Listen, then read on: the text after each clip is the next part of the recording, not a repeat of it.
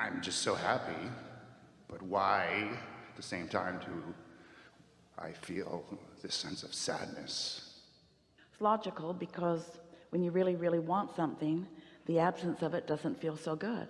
And you're not feeling both of those things at the same time.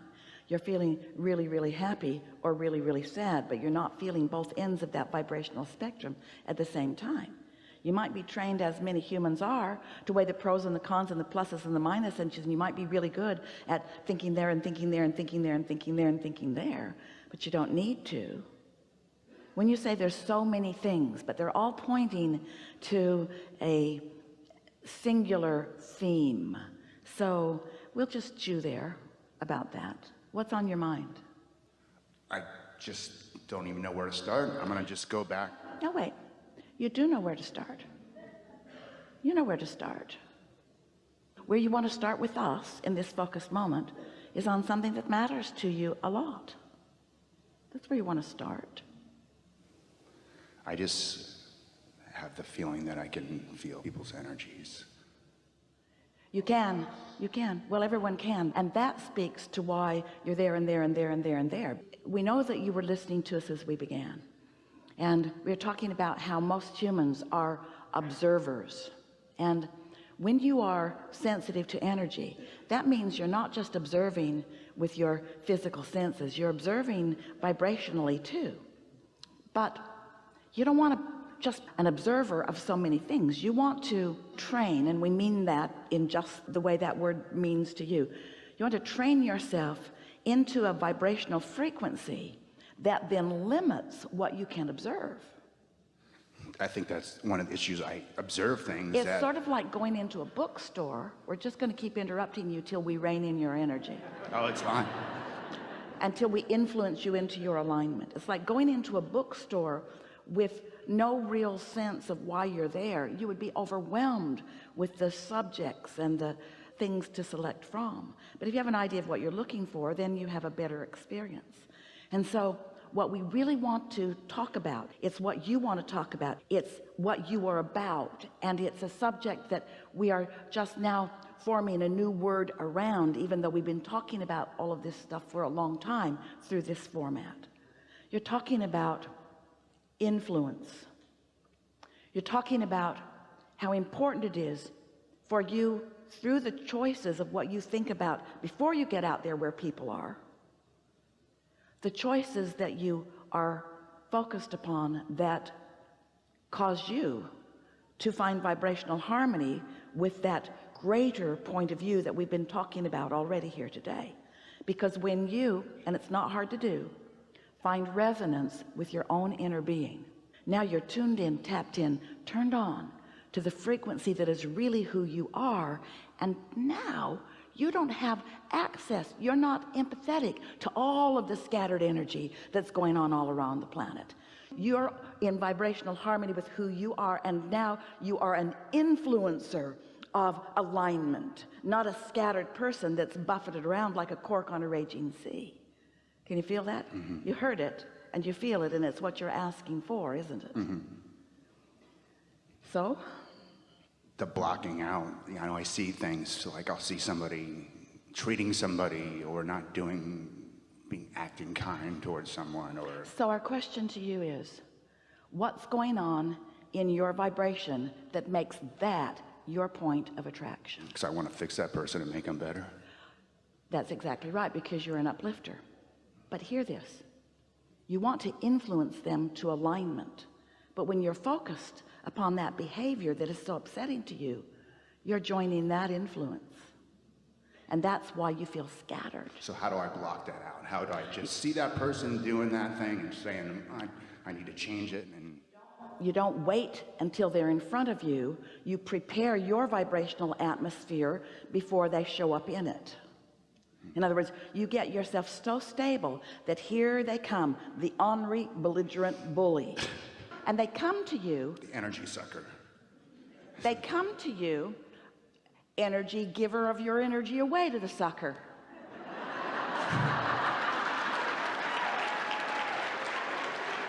You're blaming them for your lack of preparation.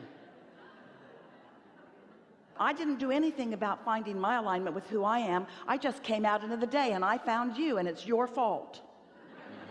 Well, you found me because we have some things in common, and it's not because you're a bully, it's because you're a bully watcher. You're a bully not liker. You're a bully wanting to stop. But that's not how it works, because there's no law in this universe of exclusion. There's only the law of attraction. There's only the law of inclusion. Now see, here's the thing.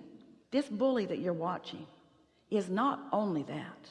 This bully has an inner being who is wanting to call him or her home to alignment.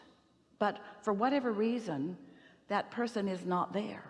And when you see them and are upset by them, you're not there either. This is why we began as we did today. If you're not in full concert, in full harmony, in full blending, or somewhere close to it with your inner being, then your influence is scanty. And then your relationship with them, the bully that you want to stop bullying, becomes one of weakness, of action. Then it's almost like you have to be the bigger bully to make the bully not be a bully. What? You can't get there from there. And so how are you going to harness your influence? Wait, how are you going to allow yourself to be harnessed by the true influence of well-being before you then want to express it or focus it towards someone else? I'll think about something that makes me happy, no matter how small and insignificant it's going to be. That's right. And when is the best time for you to do that? As soon as I feel that attraction to observe that negative. Exactly the wrong time. What you just said was, I'm not yet in sync with who I really am, but I'm out in the world and I'm seeing reasons that I want to be in sync, but I'm not in sync. But boy, I can see the reason that I want to be, but I'm not. But I can see the reason that I want to be, but I'm not. You got to get there first. It's the preparation of your alignment that is your dominant work, not the looking around for the reason for the alignment. That's why we call this creative process 3 basic steps. Step 1 is you know what you don't want. Do you know that you do all of your creating? Hear this. You haven't heard it in this pointed way from us before. You do all of your creating in step 1, because that's when you're exposed to the I don't want this, therefore I do want this, and I don't want this. So all those bullies you've been watching and that you've personally experienced are what have caused you to put this huge desire in your vortex, and your inner being is completely lined up with that and knows the power of your desire and is calling you never-endingly toward that knowing, toward that opposite of bullying, which is security, toward that opposite of bullying, which is love, toward that opposite of bullying, which is connection. So in moments when you're not being challenged by what you're seeing, that's the time for you to prepare your vibrational atmosphere. In other words, in a very rudimentary, very simple example would be, if you were going to be the championship boxer of the world, you wouldn't wait until you were in the ring with the first opponent before you started moving your body like that. You would have done a lot of training first, a lot of it. And you would have confidence in your stability and your stamina and your strength and your endurance and your clarity. The preparation before is what it's all about. Physical preparation in that example, and mental preparation too. But you don't just wait until there's somebody there with their gloves on before you say, oh yeah, maybe I could do this. And so the preparation for being the uplifting teacher that you are is by being tuned to the energy, to the power, to the clarity, to the leverage of this energy that creates worlds. Because if you're not hooked into that, then you're just going to have a fight like the rest of them are, and nothing is going to happen as a result of your including yourself in that fray. So I wake up in the morning, I do my meditation, and I ask this to meet nothing but happy, joyful people all day long, and I'm on a roll doing that. I'm feeling great and fantastic, and here they come. Here comes that person. I'm doing great. I'm not even observing anything. But listen to the contradiction of what you're saying to us. So I want to help people who are not in alignment find alignment. I want to be an influence, but I don't want to see any of them today.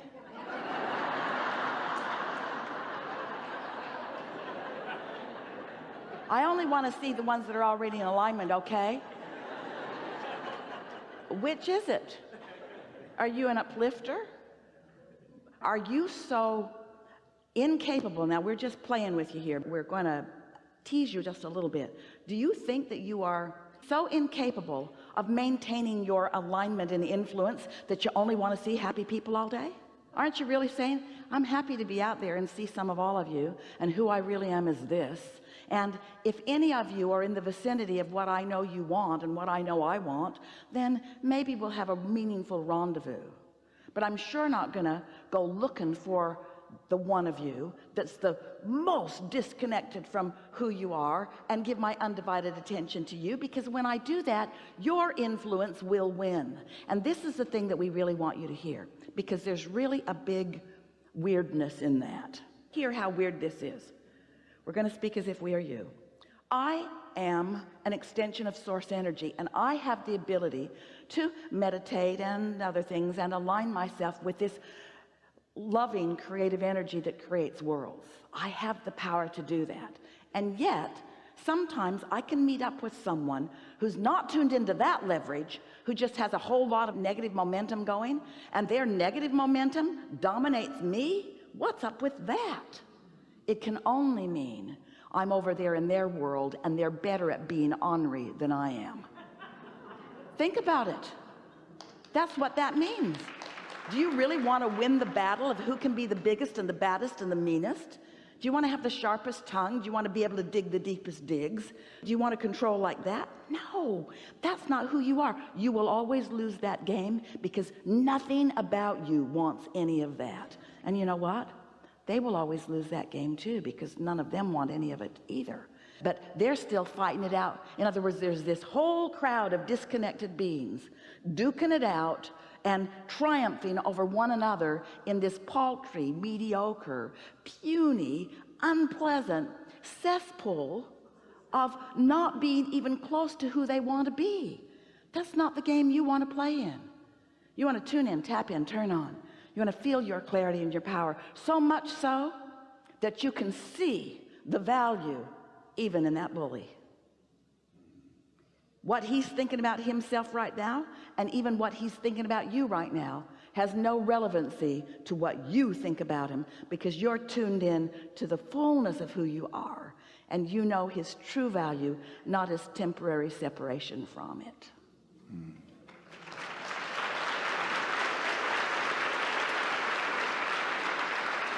And we sure can understand why that would make someone like you nuts. Yeah. Because you've come for upliftment. But for a while it feels like upliftment must mean knocking the legs out from those who aren't uplifting. So if I could just push hard enough against all those bullies and all those mean, negative, hateful others, if I could just obliterate them through my pressure to them. And we say, only problem with that is law of attraction says you're not obliterating them, you're giving them power.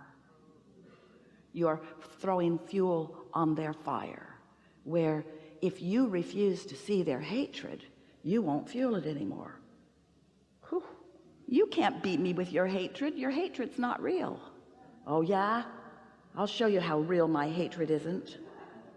Well, I really wasn't asking for that. See, in other words, we're not saying confront. You can't reason with unreasonable, but you can get into your own power, and you can be guided into the situation where you can be of greatest value.